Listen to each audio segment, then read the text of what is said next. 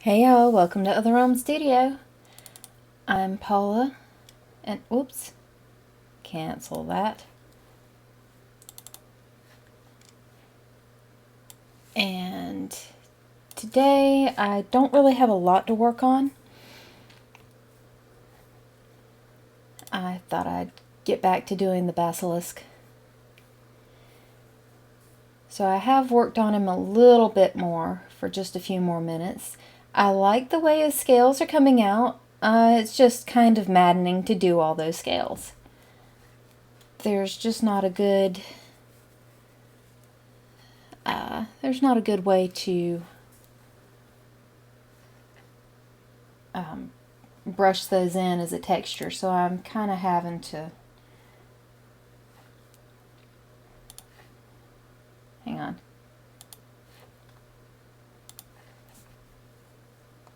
So yeah, I'm having to draw in each one individually.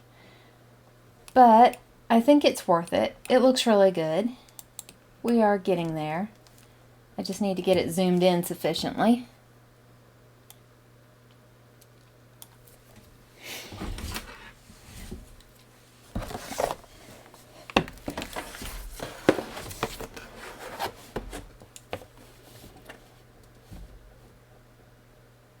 Oh. Why is it? Okay. That says it's transparent. Alright, there we go. I got it.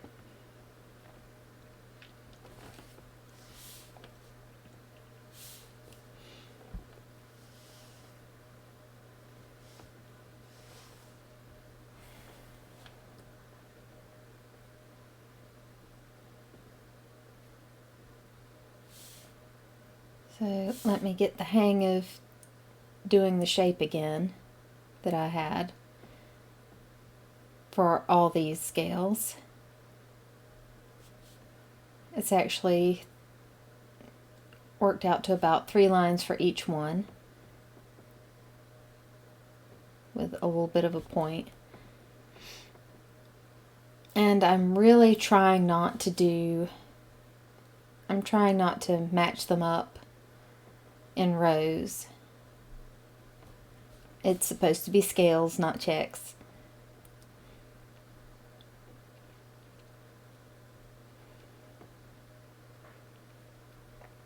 So one way or another, this entire thing is going to be covered.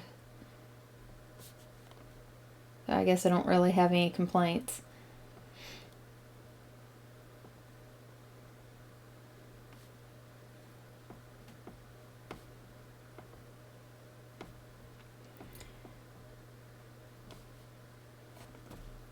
So I was a couple minutes late getting started tonight.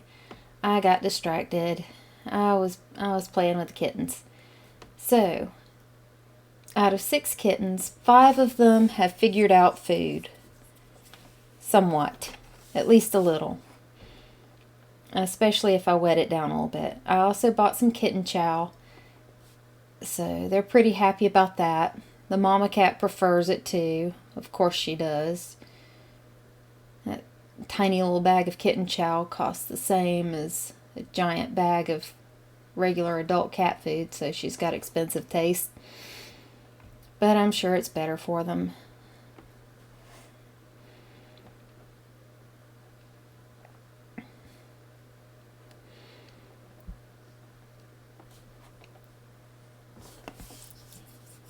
But Naruto 3 is the cat that does not want to eat food.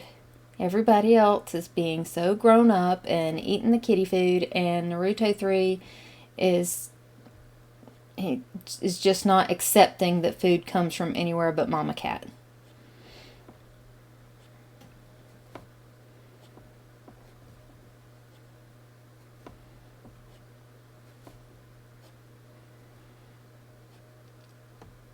So he might be a little bit immature compared to the other ones. Now, Naruto 1 has, he's had the hang of food for about a week now. He's pretty excited about the whole thing. And he's clearly the biggest cat in there right now. Yeah, he's gonna end up being a really big tomcat. That's what I think. I am trying to teach him some manners about his claws, though.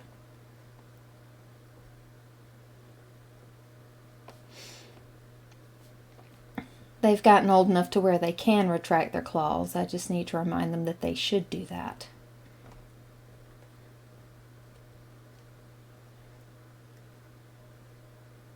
So it won't be very long before it's time for the kittens to go to new homes, and maybe this time Mama Cat won't escape before she can get spayed.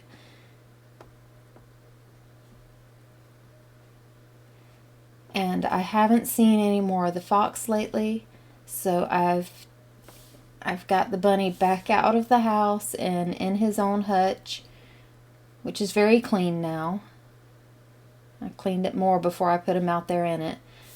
I don't know what was going on with him last time, before I brought him in. But he spent a few days in a box in the house, a very large box, so he had some room to hop around in there. And I think he was happier.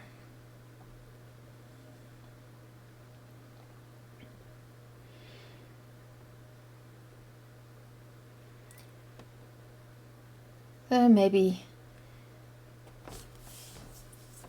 now that he's outside again, he'll perk up a bit too. He enjoyed being safe in the house, but he was also getting a little bit bored because there's not much scenery inside a box. And we can't really let him hop around because there's all kind of stuff he could get into. And I can't follow bunnies around the house all day.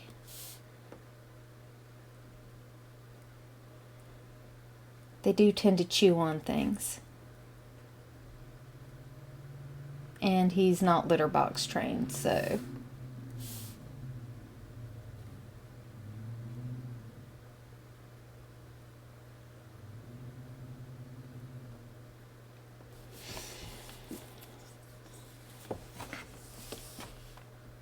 Okay, let's see.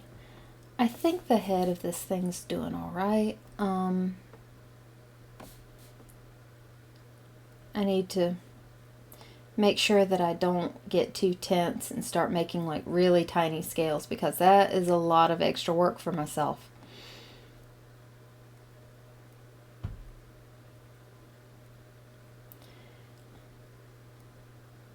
I do need to keep the size, or the area contained on each scale pretty uniform, even if the scales themselves are kind of jagged.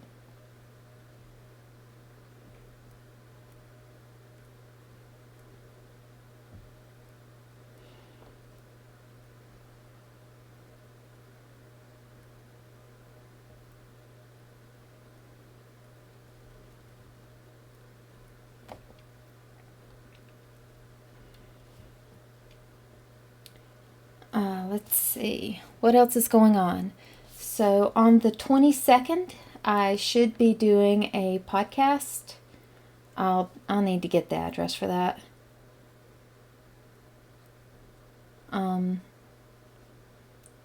And I do also need to make sure that I can use Google Hangouts before I go make any promises. But it'll be from 2 to 5 Eastern Standard Time.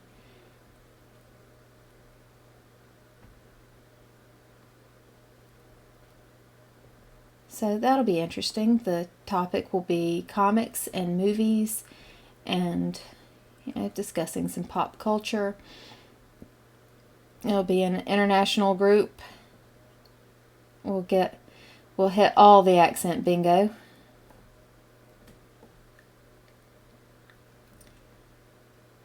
So that'll be fun.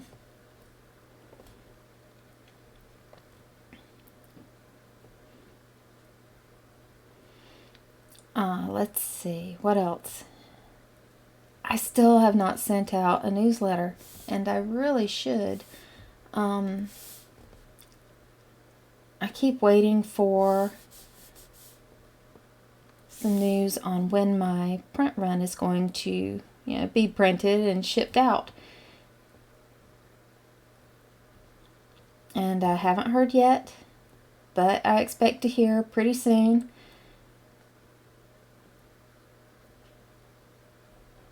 It's, well, I've been pretty distracted over it.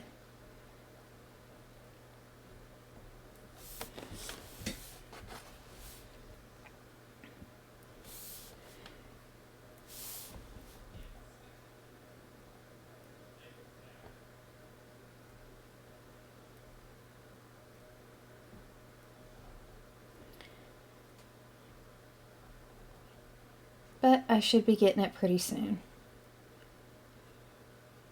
Of course, as soon as I hear that they have it shipped, or well, that they have it printed and they're about to ship it, then it's going to take like 2 or 3 weeks to ship, and it's going to drive me nuts waiting for it to get here. So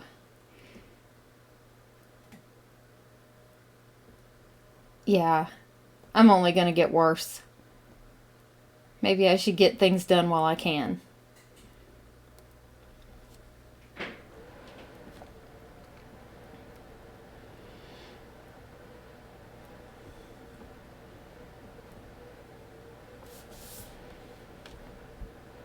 Okay, I am really glad that I found textures that work well with the rest of this bird, because these scales are maddening.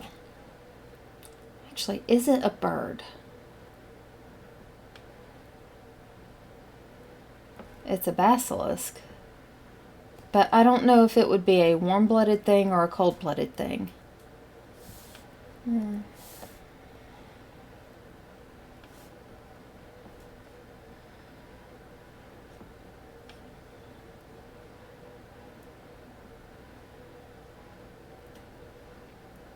I think that the latest thinking on dinosaurs is that they are actually warm-blooded.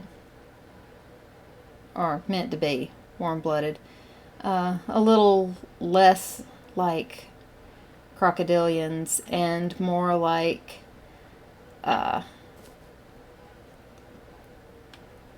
really lethal birds.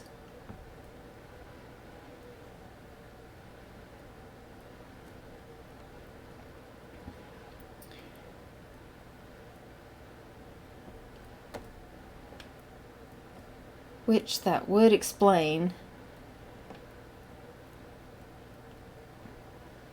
why there's such a thing as an irrational fear of birds. Like, there's not that many that can really mess you up that bad. Like now, but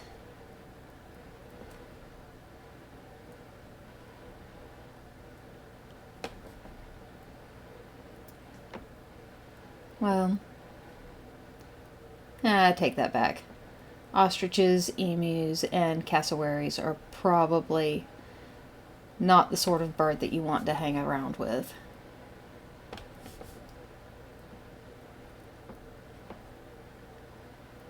But see, when I first got my chickens, I was kind of scared of them. Not when they were like little tiny fluffy chicks, because they just hopped around, which was adorable. But then they started getting... Hey, Madonna. But then they started like flapping, and it just always startled me so much. So I don't know. I think there's like this primeval instinct that flapping is a really bad thing.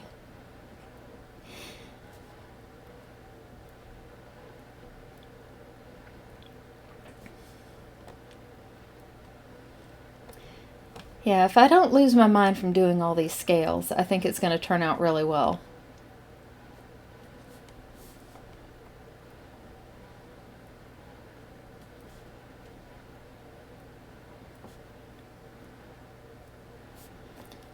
I am trying to keep in mind having them make sense as scales, because when you look at any kind of scaled creature, it's not all the same uniform scale.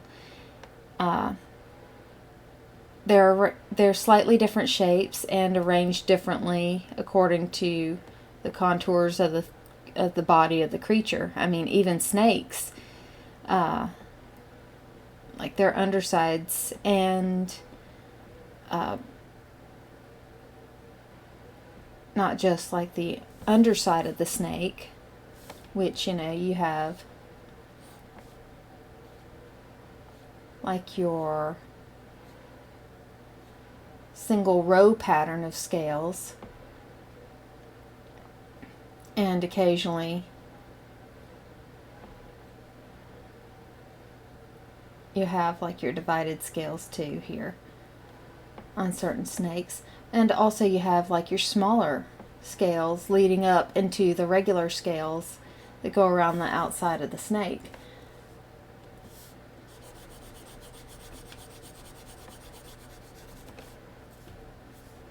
So depending on what part of the body that you're working on, you need to keep in mind like the transition from one type of scale to the next. There's frequently another shape of scale in between.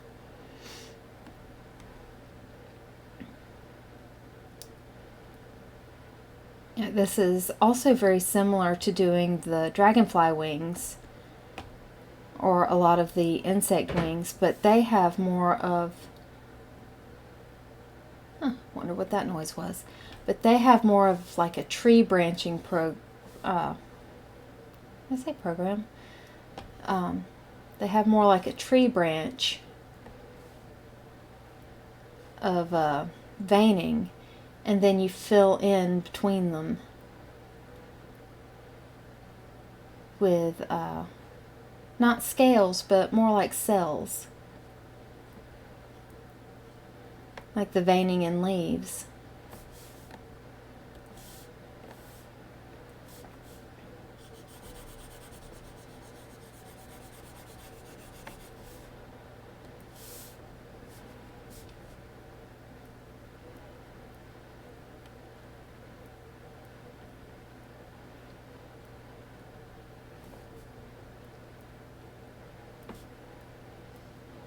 So I try to look at real things and, you know, observe the rules that they're made by. And I do not have a phone by me. No, I might. Yep. Okay. Joe picked it up. We're good.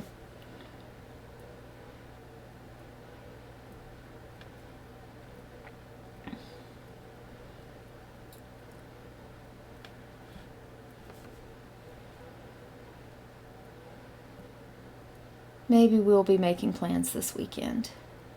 That would be nice.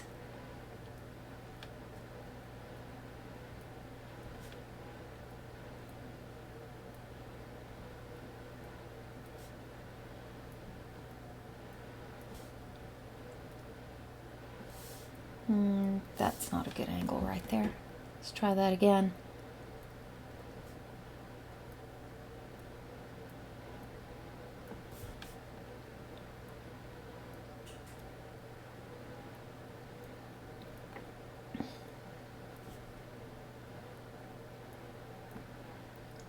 So yeah, this is maddening. It's like laying 1-inch tiles or doing a postage stamp granny square quilt or drawing the Thing from Fantastic Four.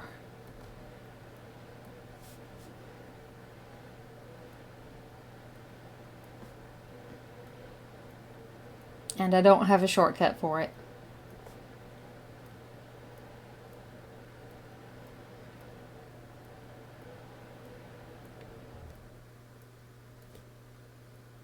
You know, if I did have to draw this several times, I would come up with some sort of shortcut for it. There must be a better way. But I don't mind doing it this way at least once, because the effect, once it's finished, is going to be really cool.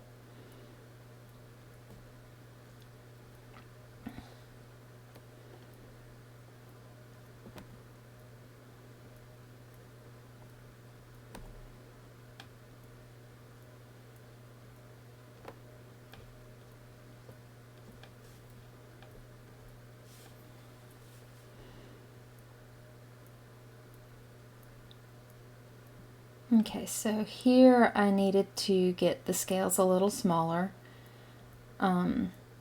because this is a moving part. This is where the wing goes into the body, so this is going to have to move. It'll need to be more flexible, so it will need to have smaller scales for the flexibility.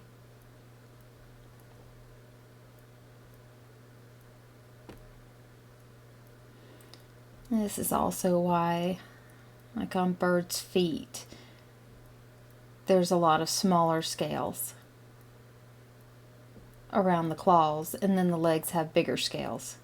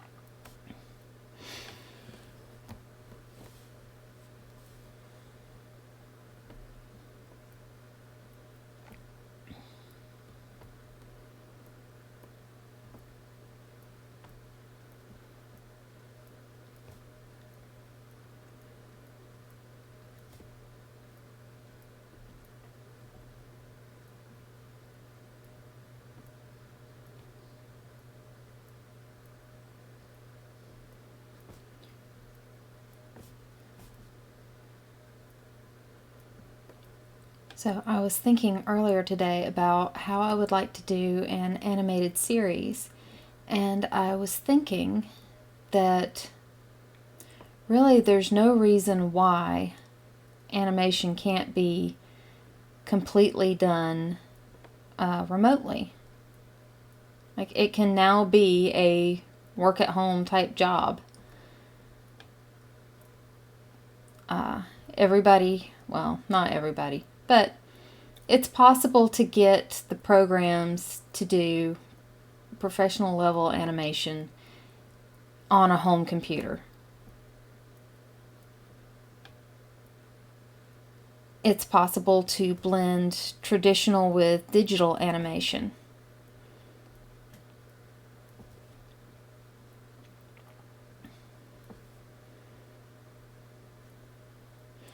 It's possible to have a library of materials to use, such as backgrounds and foregrounds and objects, like interchangeable objects, and just edit those, or put those together in the editing process so that you don't have to draw so much of every scene every single time from scratch. Anime has a lot of really good shortcuts, and that's like the old anime too. And the old cartoons, like the Hanna-Barbera cartoons, what they would do is they'd have their episodes written according to a formula, but they would also have them in that formula there would be something that would always happen. There would be a loop. Like, you'd always see Yogi Bear running away, or what have you.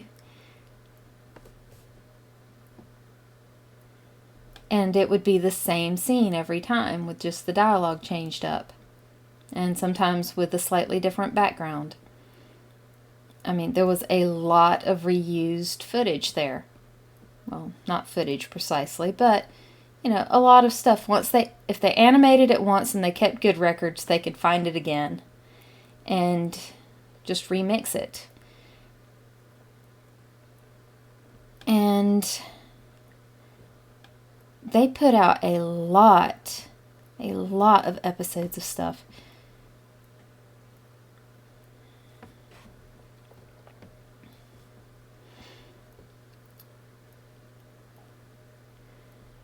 So I don't understand why animation is suddenly so much more difficult than it was in the days of Hanna-Barbera cartoons or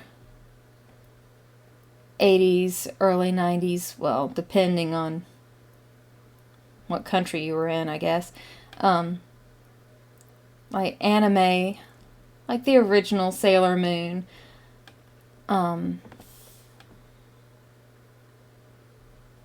when it first aired in the US and all that.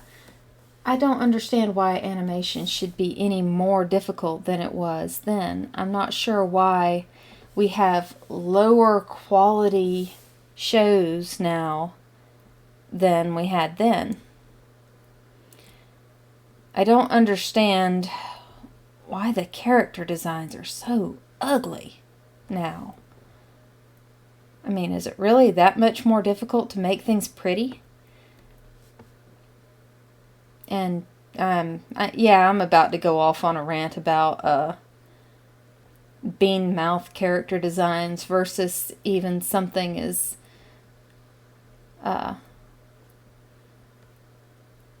honestly weird as like Thundercats.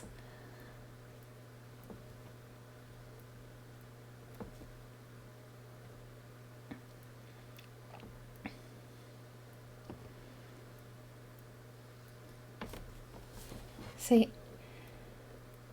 I just don't get it. I don't see why it's not easier to make cartoons. And see, I have all these stories that would make really great cartoons.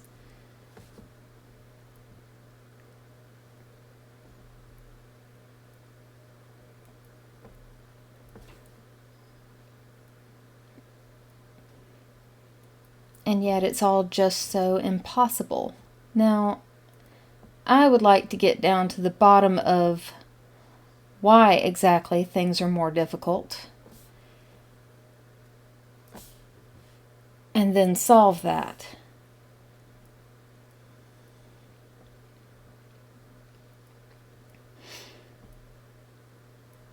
I mean, if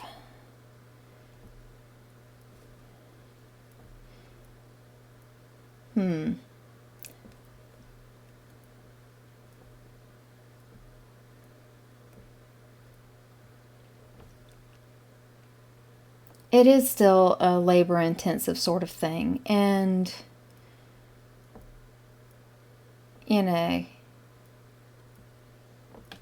you gotta pay your workers,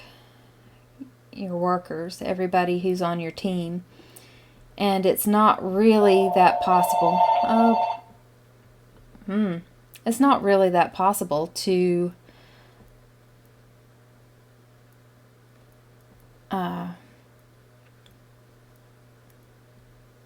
do much animation on your own.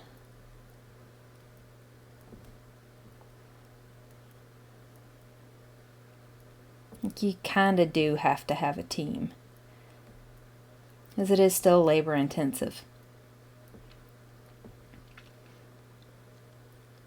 But if you could get started, the labor would be progressively less intensive. I mean, the actual animation would be less intensive once you had a good library of like music and sound effects and action loops and all that stuff.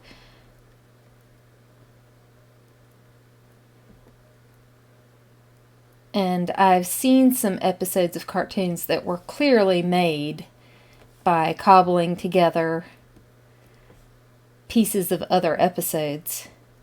True, they were mostly recaps, but ever since I started learning about how animation is done, I have noticed some of these tricks.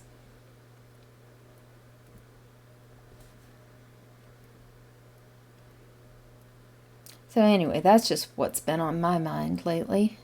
It's yeah,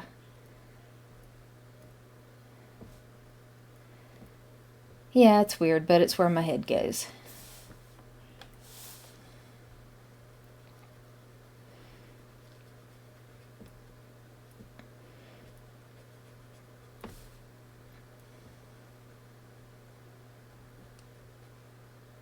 I just like the way, there's different ways to tell different kinds of stories. You can even tell the same kind of story but get a completely different effect using different media. It's like each form of storytelling has a uniqueness to it. There's strengths and weaknesses in each one.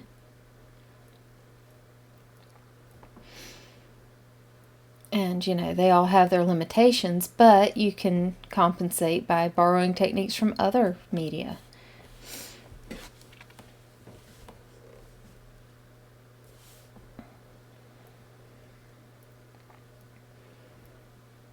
Which is one of the really innovative things that Walt Disney did when he synchronized sound and specifically music to the actions in his earlier animations, like Silly Symphonies.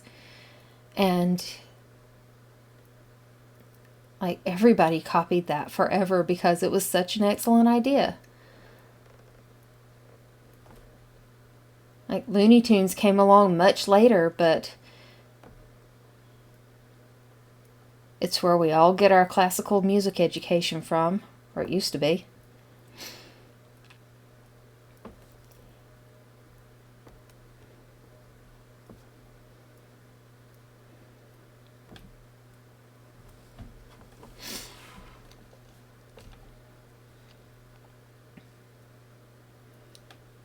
My introduction to German opera was from a cartoon rabbit wearing a Viking helmet and riding a really impossibly fat horse.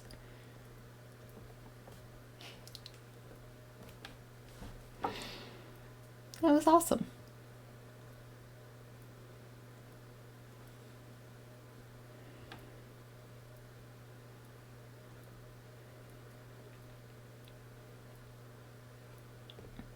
And see, now there's not so much classical music in any shows that I've seen recently.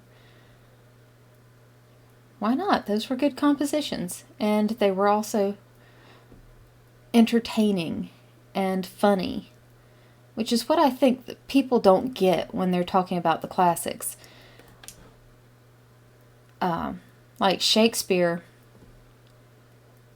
Shakespeare wrote a lot of comedies, a lot of like really lowbrow stuff too, and it's not all Romeo and Juliet. It's not all King Lear, which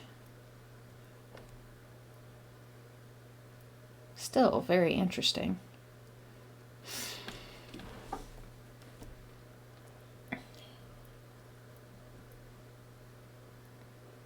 He had to do very flattering histories and stuff to pay the bills, but the other things that he wrote to pay the bills, that's not meant to be as serious as people think of when they think of Shakespeare.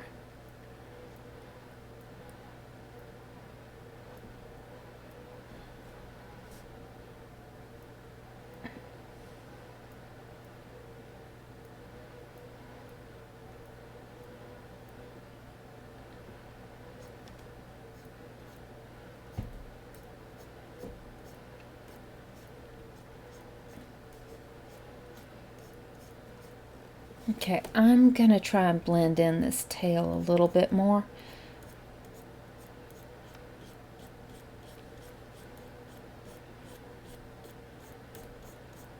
Also, it'll spare me from having to do so many little scales.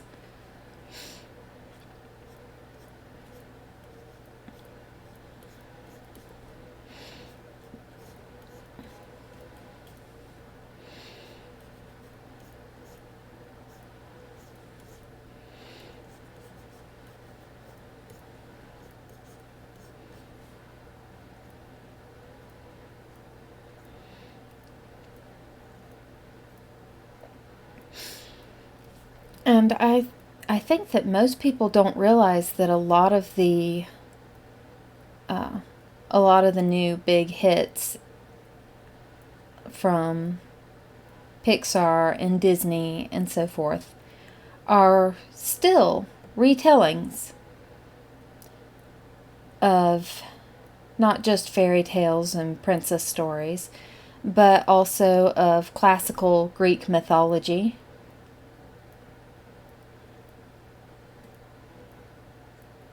A lot of the same plot elements, the same story beats. A lot of it's very similar, and it's because the principles of good storytelling have not changed. Humanity has not significantly changed in the past couple thousand years or more. And the stories that humanity wants are the same. They're the same stories. So the classics are still entertaining. And the old stuff is not boring and done, and it's time to just progress to new things without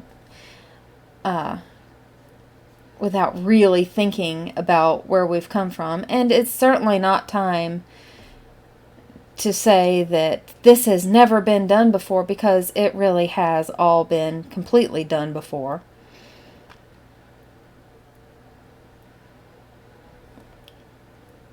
If you think that your group or whatever has not been represented favorably enough or in enough volume, I guarantee you it has been several times, and you just don't remember because there's been this continual practice of memory holding the old entertainment in favor of new entertainment, because that's how the new entertainment gets sold.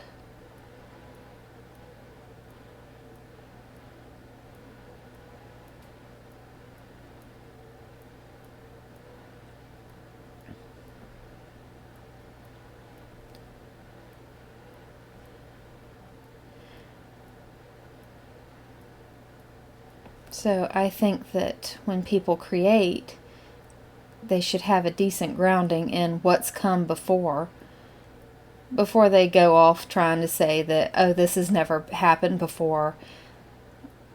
This is the first great character of this type we've ever had. No, it's probably like the 500th.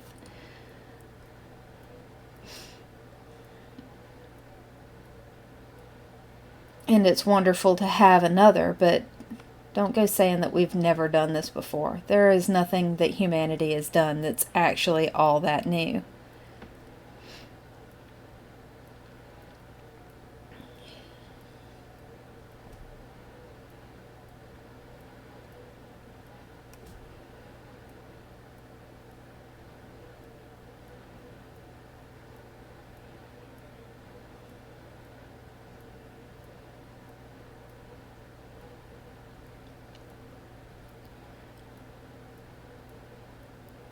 So,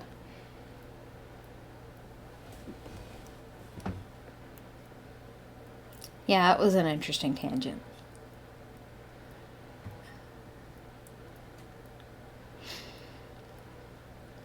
Hey, I'm almost done with all these scales.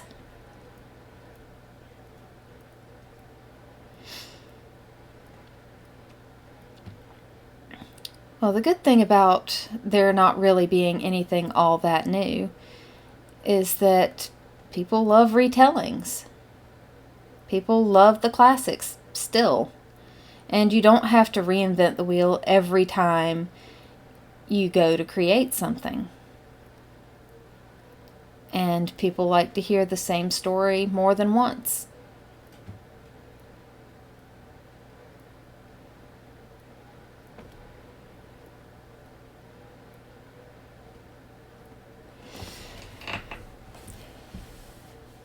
So even a minor twist can matter.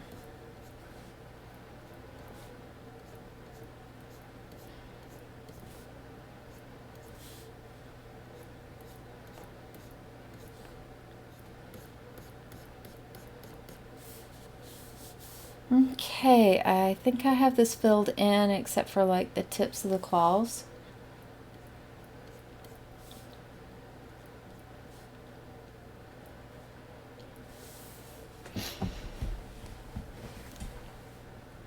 Alright, I might have a few of these scales too big.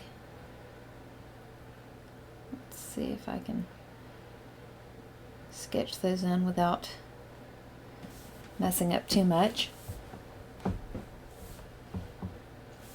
But yeah, I think I'm just about done.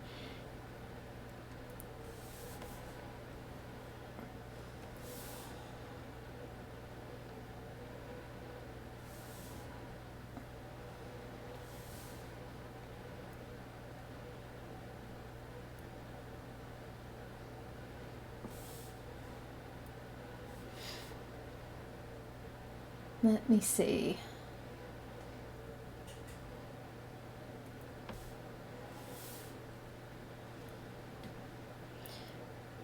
Yeah, I think if I do the claws with the same effect as the beak, that should work out.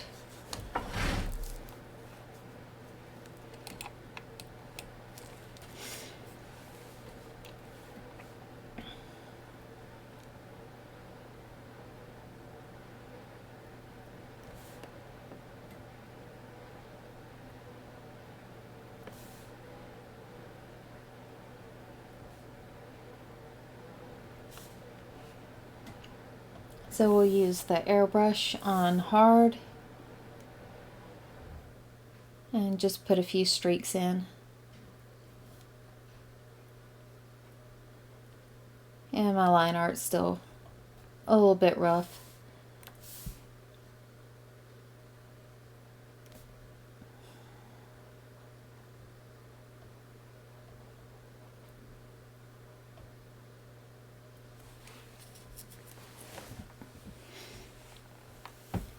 And let's see, I think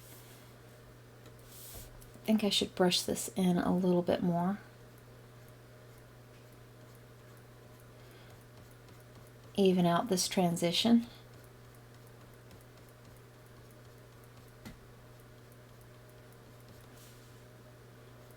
And like I did for these, back in here.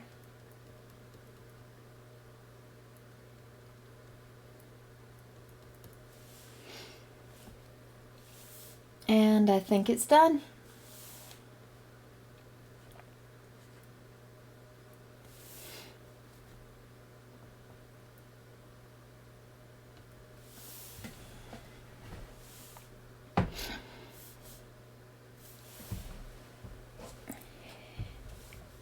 And it's just about time for me to go. So thank you for keeping me company.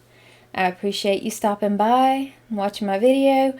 I'm going to have this available as part of the Other Realm Studio field guide, which is going to be exclusively available to backers of my campaigns for my Soulbound comic. Wait a minute.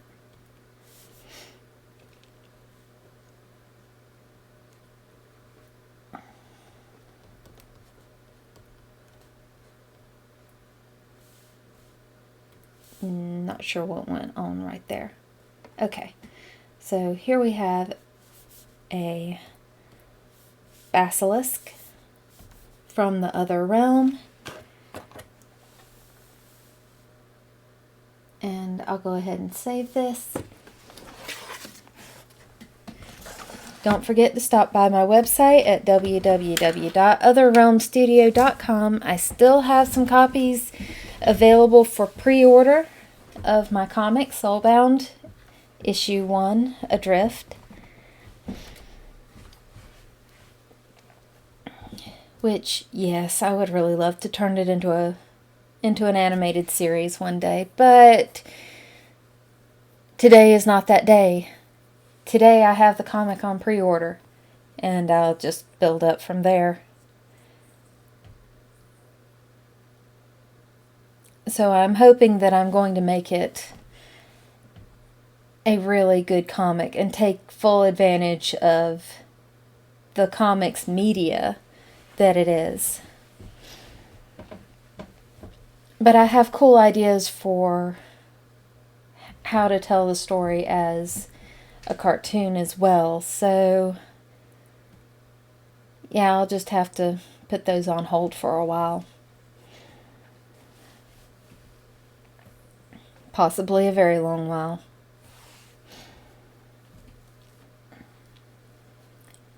But you can go visit my website.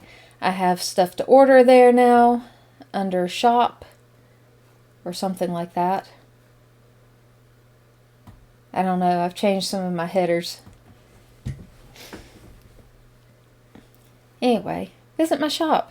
Visit my website, www.otherrealmstudio.com, no spaces. And let's see. Yeah, go check it out. I don't remember what all I fixed on there. And I'm also still open for commissions. I can draw fantasy creatures. I can draw more realistic creatures, portraits, digital art and paintings. But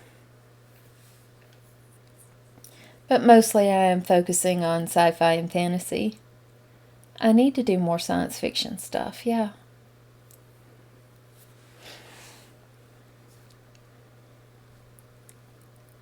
So, yep. This is me, living the dream. Making stories and art, spreading love and joy and peace. And I appreciate you. Come on back on Monday. I'll have a new show and maybe some news. Who knows? I'll see you in the other realm. Good night.